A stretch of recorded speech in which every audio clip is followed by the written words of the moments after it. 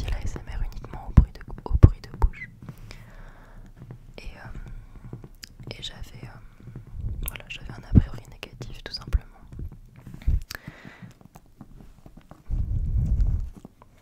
Et je me rends compte avec le recul à quel point c'était bête parce que ça a vraiment été un grand changement dans ma vie. Une fois que j'ai découvert l'ASMR, ça a été incroyable. Donc voilà, ça m'aurait évité pas mal d'insomnie je pense, mais bon. Donc voilà pour ce qui était de mon avis avant de connaître. Et donc j'en arrive à la deuxième question et je vais rester un petit peu avec le tapping. Comment j'ai découvert l'ASMR? En fait c'était donc un soir où je faisais une insomnie. À l'époque j'étais en première année d'études supérieures il me semble. Je faisais beaucoup d'insomnie dans cette période-là parce que c'était pas des années faciles, je faisais des études qui étaient assez prenantes. Et je suis tombée, je traînais sur YouTube, ce qui d'ailleurs est pas forcément super hein, quand on n'arrive pas à dormir de se mettre directement sur les écrans. Je traînais sur YouTube et je suis tombée sur une vidéo de Colomba ASMR, je pense que vous connaissez, qui, il me semble, proposait de s'occuper des cheveux d'une de ses abonnées. Et je crois sans même savoir qu'il s'agissait véritablement d'ASMR, j'ai cliqué sur la vidéo. Et sans exagérer, ça m'a déclenché à l'instant où j'ai commencé la vidéo. Et dès qu'elle a commencé à passer la brosse dans les cheveux de son abonné, ça m'a fait les frissons dans tout le crâne. Donc c'est ce soir-là que j'ai découvert, il y a maintenant 6 ans. 6 ans, oui. Et j'ai plus jamais arrêté d'écouter. Enfin, maintenant c'est devenu... ça fait pleinement partie de ma vie.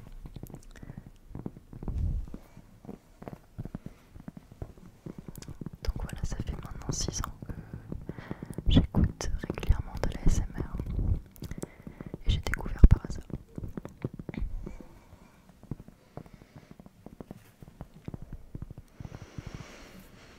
Alors, autre question. Ah oui, donc j'y ai répondu depuis quand j'en écoute. Donc depuis ma première année d'études et ça m'a bien aidé dans cette période agitée.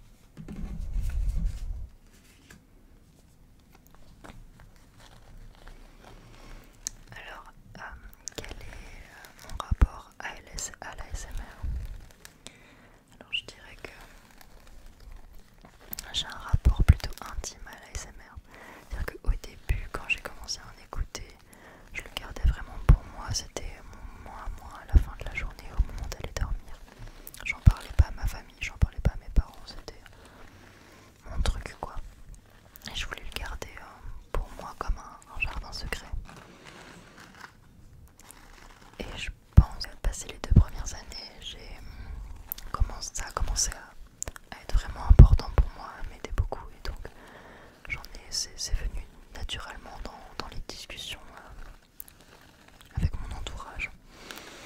Et j'ai de plus en plus essayé de faire découvrir ça autour de moi. Mais par contre, j'ai toujours entretenu un rapport assez intime à l'ASMR, dans le sens où je vais jamais écouter une vidéo avec quelqu'un, je sais pas vous, mais moi c'est vraiment mon moment de la journée ou de la nuit. Et donc je suis incapable de me sentir bien si j'en écoute avec quelqu'un à côté. Ou en tout cas, quelqu'un qui écoute la même vidéo que moi, c'est pas possible.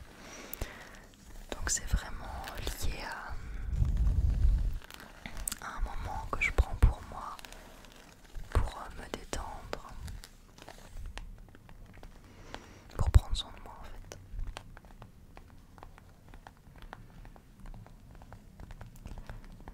Dis-moi dans les commentaires quel est ton rapport à l'ASMR. Si t'en écoutes pour t'endormir ou si t'en écoutes juste pour te détendre à tout moment de la journée. Si t'en écoutes avec tes amis, avec ton ou ta partenaire, en famille, ou si t'en écoutes seul quand t'as un moment de calme et que personne n'est autour de toi pour te parler et t'embêter.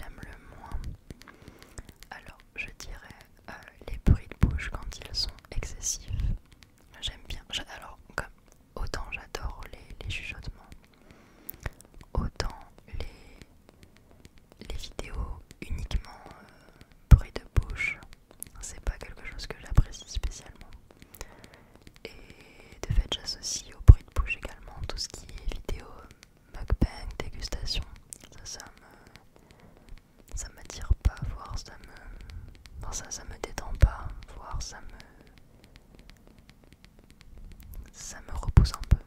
Mais c'est vraiment très personnel, je juge pas du tout cette pratique et les personnes qui sont détendues avec ça. Chacun trouve dans la SMR ce qui lui plaît. Mais voilà, moi j'aime pas du tout les dégustations et les bruits de bouche. En fait, c'est assez subtil parce que j'aime beaucoup les chuchotements très proches micro, donc parfois il y a des bruits de bouche que j'aime bien, mais si c'est juste du bruit de bouche, j'aime un peu moins. Je sais pas si c'est clair.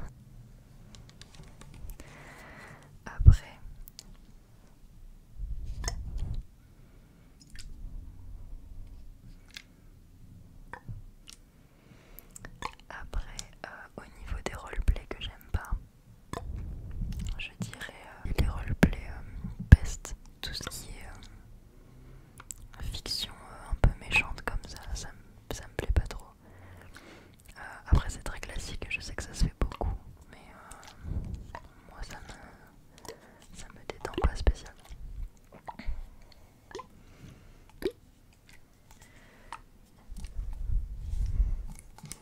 Et après, évidemment, ce que j'aime moins, c'est aussi le no-talking, dans le sens où j'adore vraiment le chuchotement. Donc s'il n'y a aucune parole, je vais être moins détendue. Après, j'adore le tapping, le brushing, donc ça me détend quand même, mais je regarde essentiellement les vidéos où la personne parle.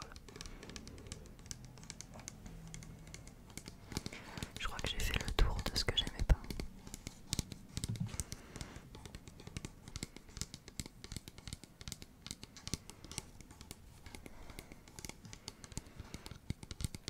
Alors on arrive à un point qui va être difficile à traiter pour moi parce que ce sont les ASMRistes auxquels je suis abonnée et que j'ai l'habitude d'écouter régulièrement. Et il y en a tellement que je vais devoir me limiter, ça va être compliqué.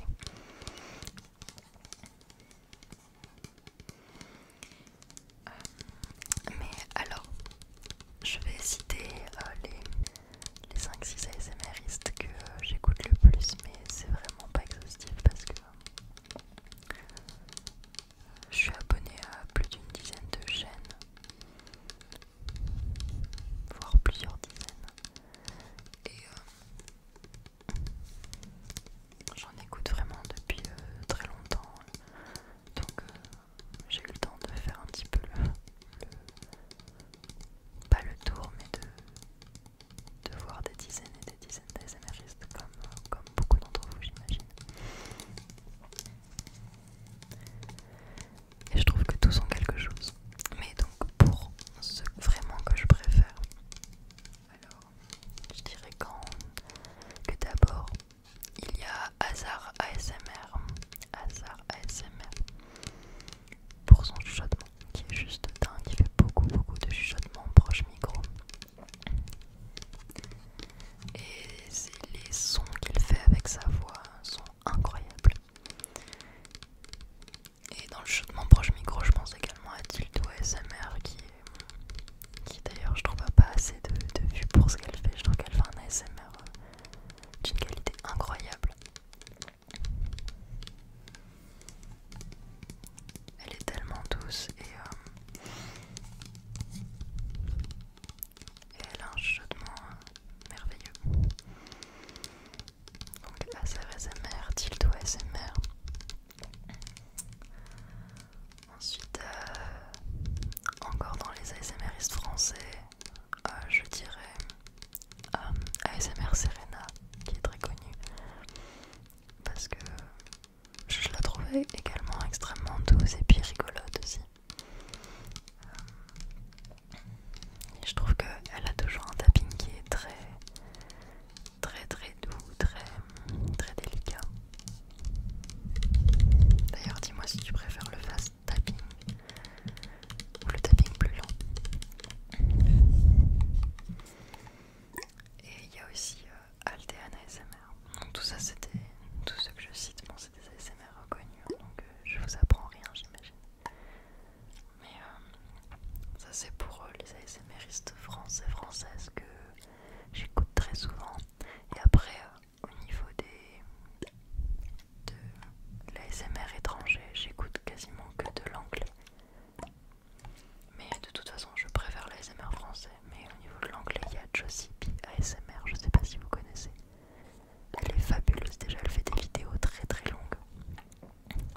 d'une heure souvent. Donc moi j'adore. Des vidéos très longues et des roleplays incroyables avec des layered sounds hyper sophistiqués, hyper bien faits. Et dans le même style, il y a Whispering Gentleman ASMR. Je sais pas si vous connaissez, moins connu que Josie P. Je sais même pas s'il est, moi je pense qu'il est américain. Qui fait aussi beaucoup de roleplay avec des layered sounds très très longs et j'adore. Ah oui, dans les ASMRistes français, j'ai oublié Morty ASMR qui est génial aussi. Elle fait beaucoup de vidéos massage, soins sur des personnes réelles. Et ces vidéos sont aussi très relaxantes. Après, il faudrait citer ASMR Zoé pour son soft spoken. Rendez-vous ASMR pour l'originalité de ses vidéos. Moonlight Cottage ASMR. Je sais pas si vous voyez, elle fait des reconstitutions historiques incroyables. On dirait chacune de ses vidéos pourrait être un petit film. Ces vidéos sont très très bien réalisées.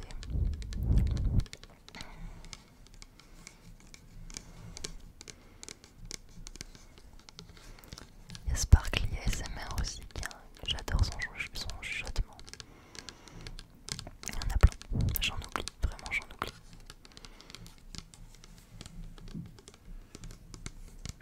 Mais je vais devoir passer à une autre question parce que ça commence à être un petit peu long.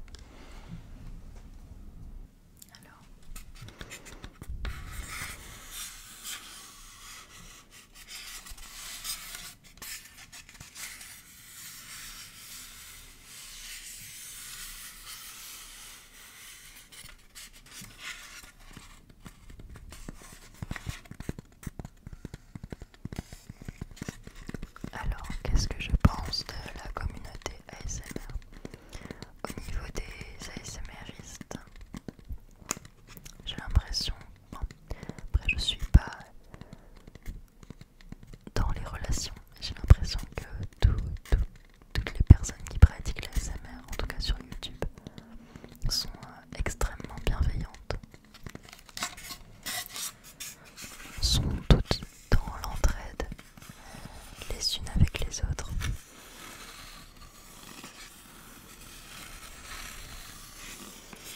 Elles sont toutes prêtes à donner des conseils à ceux, donner des conseils entre elles comme à donner des conseils à ceux qui veulent commencer. Donc j'ai l'impression que c'est vraiment une communauté bienveillante.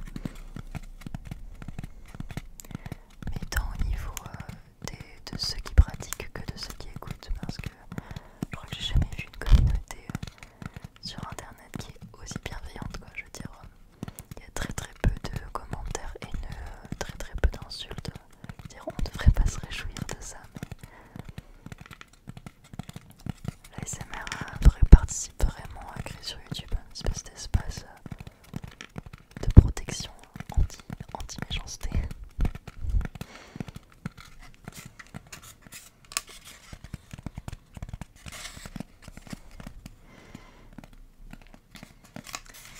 Et également, je tenais à dire que j'ai l'impression que c'est un milieu très, très au fait de certains questionnements, de certaines problématiques de société. Je dirais un milieu déconstruit en fait. Au niveau des questions de genre, les ASMR ils sont souvent soucieuses de pas genrer dans leur roleplay. De faire attention également à la question du consentement, de toujours, comment dire, prendre le temps de demander si